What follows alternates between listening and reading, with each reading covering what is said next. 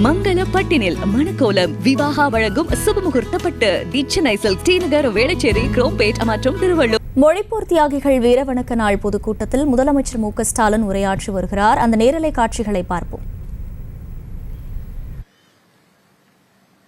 அவரது போராட்ட வரலாற்றை நான் விளக்கி சொல்லித்தான் நீங்கள் தெரிஞ்சுக்கணும் என்ற அவசியம் இல்லை. அப்படிப்பட்ட நம்முடைய தமிழ்நாடு தலைவர் கலைஞருக்கு மொழிப்போர் தியாகிகள் நாளான இன்று திருச்சி தெற்கு மாவட்டத்தில்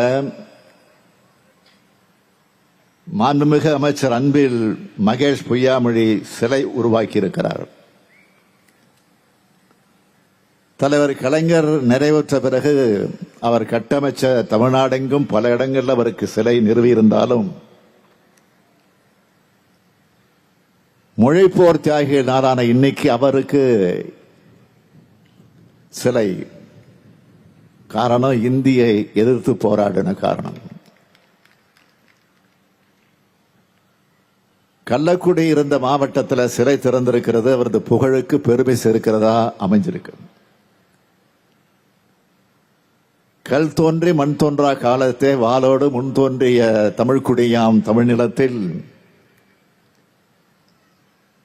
இந்தி மொழி ஆதிக்க நிறுவ முயன்றவங்களை எதிர்த்து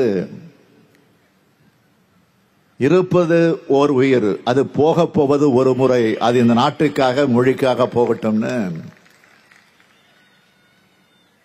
தமிழ்காக்க உயிரையும் விளையாய் கொடுத்த வீர மறவர்களுக்கு வீர வணக்கம் செலுத்தும் நாள் இந்த நாள். தமிழ்நாடு இதுவரையில் எத்தனையோ மொழிப்போர் களங்களை சந்திச்சிருக்கு.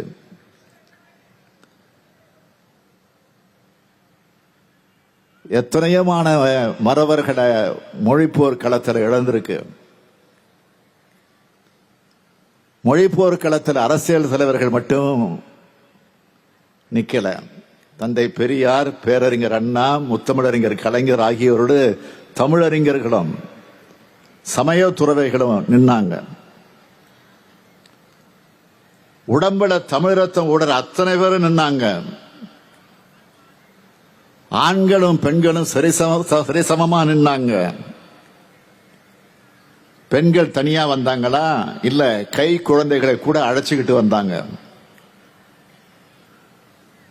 உலகத்தில் எந்த மொழிக்காகவும் இப்படி ஒரு போராட்டம் நடந்திருக்காது. அப்படி ஒரு போராட்டம் தான் நமது மொழி போராட்டம். தமிழன் என்று சொல்லடா, தலை நிமிர்ந்து நில்லடா என்ற இருமாப்போடு நான் நிற்கிறேன். தமிழுக்காக உயிர்நீத்தவர்கள் தான் மொழிப்போர் தியாகிகள். 1938 ஆண்டு மொழி போராட்டத்தில் கைதாகி 1939 மறைந்த நடராசனும் தாளமுத்துவும் 1965 ஆண்டு தூக்கி நின்ற துப்பாக்கி குண்டுக்கு மார்பு காட்டி நின்ற அண்ணாமலை பல்கலைக்கழக மாணவர் படையில் சிவகங்கை ராஜேந்திரனும்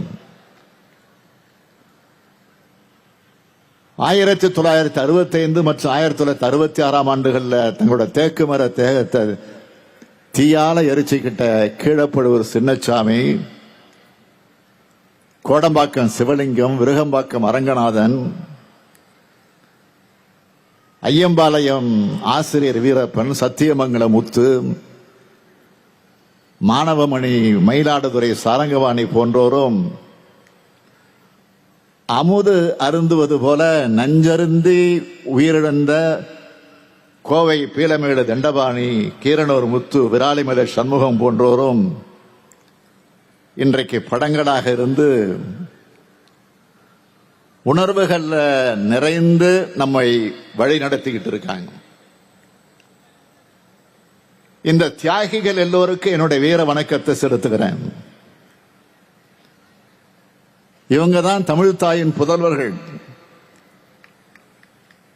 தமிழ் தாயின் பாலருந்தி வளர்ந்த இந்த பிள்ளைகள் தான் தங்களுடைய உயிரை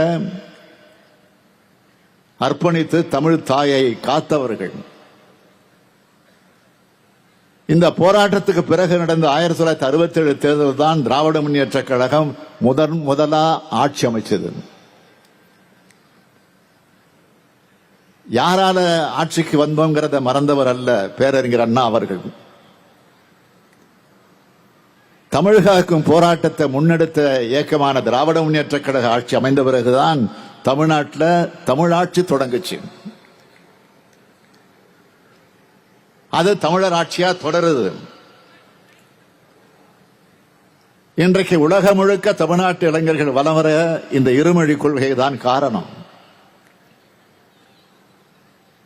மொழி பற்றுனா ஏதோ மொழியின் பழம்பெருமையை பேசுறதோட நிறுத்திக்குவாங்க அப்படிங்கிற இல்ல. மொழி அறிவை கல்வி அறிவோடு இணைத்தவர்கள் நாம்.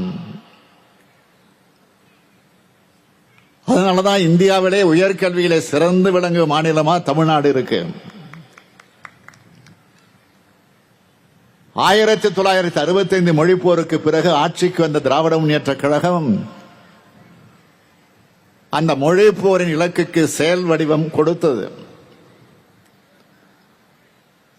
முதலமைச்சர் அண்ணா சட்டப்பேரவையில் 1968 ஆண்டு ஜனவரி 23 அன்று இருமொழி கொள்கை தீர்மானத்தை நிறைவேற்றினார். 2 நாள் கழிச்சு ஜனவரி 25 சென்னை நேப்பியர் பூங்காவில் மொழிப்போர் தியாகிகள் கூட்டம் நடந்துச்சு. இதுல பேசின முதலமைச்சர் அண்ணா,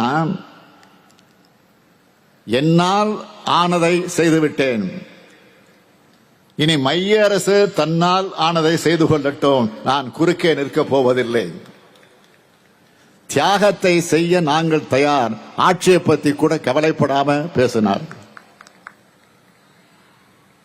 அப்படிப்பட்ட மரபுக்கு சொந்தக்காரர்கள் நாம். செய்திகளை உடனுக்குடனும் துல்லியமாகவும் தெரிந்து கொள்ள சப்ஸ்கிரைப் பண்ணுங்க.